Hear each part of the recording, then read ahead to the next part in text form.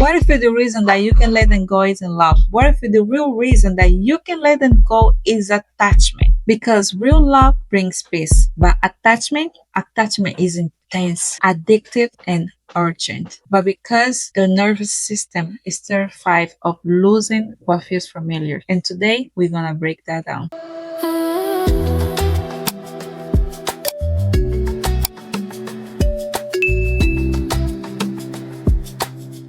So let's define this clearly. Attachment is about safety and love is about choice. Attachment says, I need you, I can lose you. I don't know who I am without you. Love says, I want you, I choose you, and I'm still whole even if this relationship ends. And the reason people confuse between the two is because attachment activates the nervous system. When someone pulls away and you feel anxiety, when they don't text you back and your chest tightens, when the thought of them leave you makes you panic. And that intensity feels powerful. And we've been told that powerful emotion equals deep love, but intensity and health are not the same thing. A lot of people grew up with inconsistent love. Maybe love were conditional, maybe affection came and went. Maybe there was emotional distance, and maybe there was chaos. So the nervous system learned closeness equals survival, distance equals danger. Now, fast forward to adulthood. When someone is emotionally unavailable or inconsistent, that feels familiar. And because it feels familiar, it feels right. Not because it's healthy, but because your body recognizes it. And that's where a lot of people get stuck. They're not addicted to the person, they're attached to the pattern.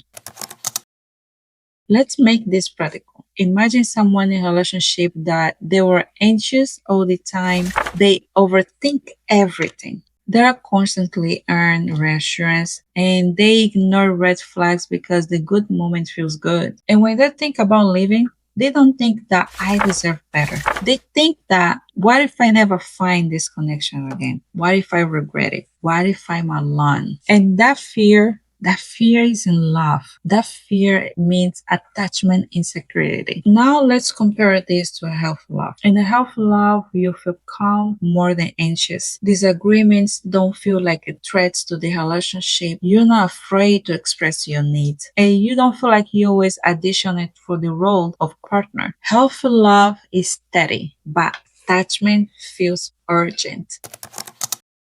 Attachment rewards things because living means facing loneliness, facing childhood wounds, facing identity outside the relationship, facing uncertainty, and uncertainty feels unsafe to the nervous system. So people convince themselves that this is just how relationships are. Every couple struggle. If I just love harder, it will work. Again, this isn't about men or women. Both sides do this. Some people stay because they're afraid of being alone. Some people stay because they're afraid of failing. And some stays because chaos feel more exciting than peace. But the cost is high. You shrink, you self-abandon, and you tolerate things that you say that you would never do it. And that over time erases self-respect.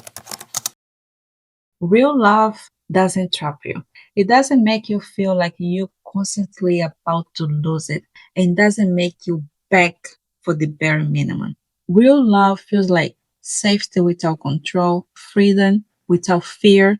And here's something important. If peace feels boring for you, it might not be because the relationship lacks passion. It might be because your nervous system is used to chaos. And that's a healing conversation. That's not a romantic conversation.